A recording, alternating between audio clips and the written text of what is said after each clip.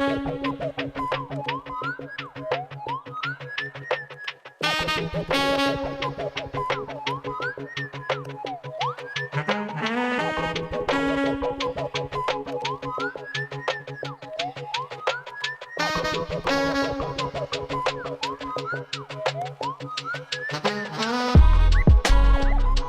good, y'all? Welcome back to Conversation Piece. My name is Patrick Armstrong. I am your host, and this is the Open Door, our monthly series where we literally open the door to the studio and sit down with members of the community to talk about whatever is on their hearts. If you want to learn more about this series or you're interested in participating, go to conversationpiecepod.com and click on the Open Door up at the top. And shout out to Life in Indy and the team over there for sponsoring this series. Now, without further ado, let's get into it. My guest today is Amber Gyselinck-Snyder. Yes. Amber, thank you for joining me. Yeah, my pleasure. For folks at home, Amber is our new neighbor here at the Stutch, just across the way.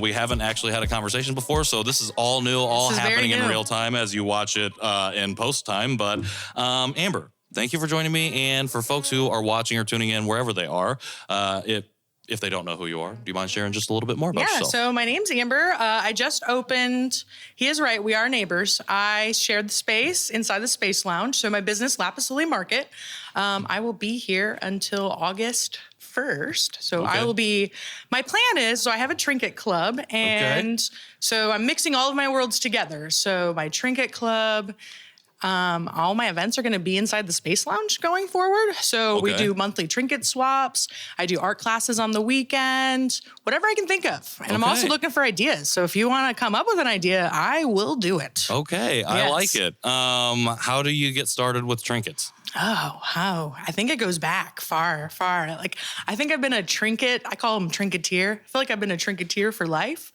Trinketeer, I like that. Yeah, I made that up, you know. Coin that. You got to copyright that. But just like I love miniatures. Me and my sister both love miniatures. So we, as kids, our dad would take us to flea markets. We would get miniatures. And now I'm just mixing my passion with my art business and kind of just seeing what comes of it. Okay, I like it.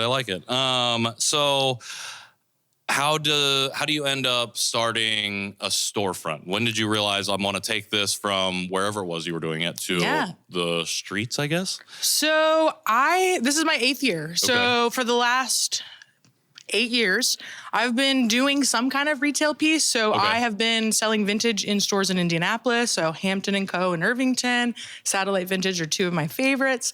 I also wholesale. So I've been wholesaling jewelry to stores all around the country. So I know that my stuff sells. You're a veteran in this game. Yeah. Yes, I am. This is just the first time it's just my store, 100%. Okay. Yes. What is the thing that you love most about having your own store?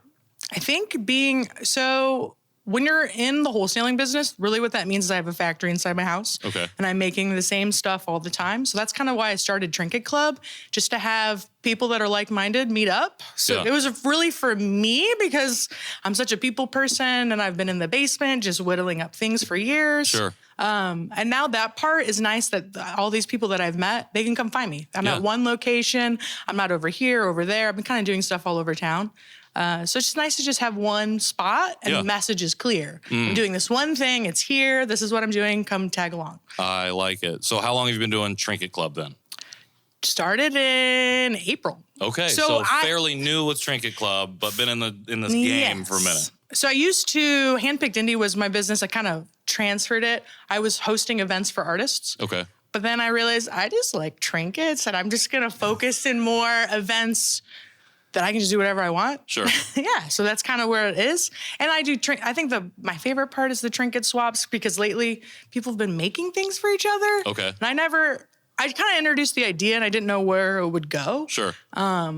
But where it's evolving the last couple months, I'm really excited. So just seeing what other people create, seeing them make community with like-minded people, just whatever. We did a swamp swap. People dressed up, painted their faces green, made little moss trinkets. Okay. Yeah. That's fun. I'm into that. Okay, so I guess I was as I was listening to you explain and then talking about the creating aspect of it, I was like, maybe I don't know what a trinket is. Okay, so can you give me a definition of can you define that for me? So I haven't been defining it. So I've kind of been letting the club Define it. Well, maybe there is no definition. I don't think there is a definition. Sure. To me, it's a tiny, cute thing. A tiny, cute thing. I like that definition. Yeah, so tiny, cute thing. But where can that stand? I mean, we all find different things cute. Sure. You know, that's like subjective. So I even saw somebody brought a little Taco Bell sauce to trade somebody. So is that a trinket? I don't know. I'm not saying it's not.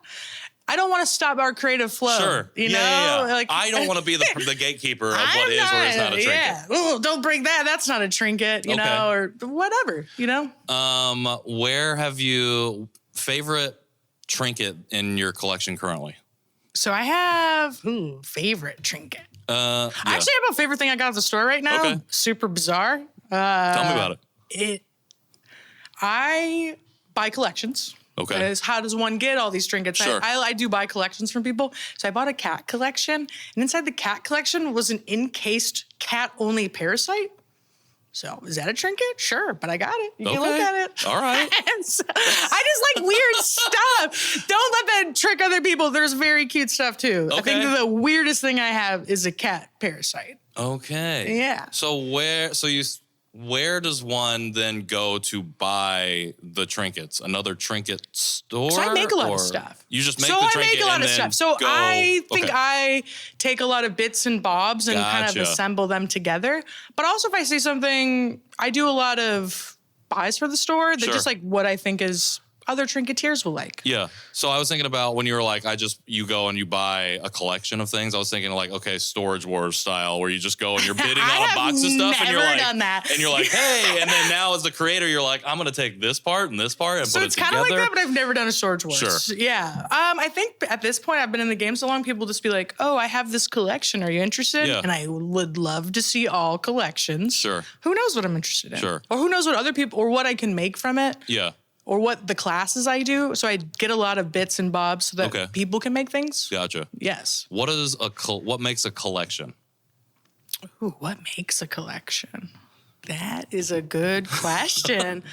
I don't know exactly. Okay. We're not in the business of defining things on this show. I am not here to set limits on anything. I love it. Is 2 a collection? It could be. You're like, oh, these are my 2 favorite. I collect 2 cool purses. Sure. Or I think it's just knowing that you like something and kind of seeking it out. But so is it in like a category like cat, or is it like a category like Back to the Future? Oh, wow. I've met so many different kinds of collectors. Okay, and lately I've been asking questions that makes sense. like, what do you collect? Mm. And sometimes I got the answer the other day at Trinket Club was, I just collect tiny, cute things. Yeah. I was like, okay, me too. We should be pals. But it could be anything. My husband collects Godzillas. Okay. Yep. Yeah. That's a collection for sure. Hundreds of, I feel like he's got the top-notch Godzillas. I like it. But I don't know. We're all into something. You probably have a collection. I was just trying to think what I have a collection of. Maybe I used to collect baseball or like sports cards, so that was definitely a thing. Yeah. Legos was like, I don't know if that's a collection, but I had a lot and I hoarded them, so I felt like that was collecting them.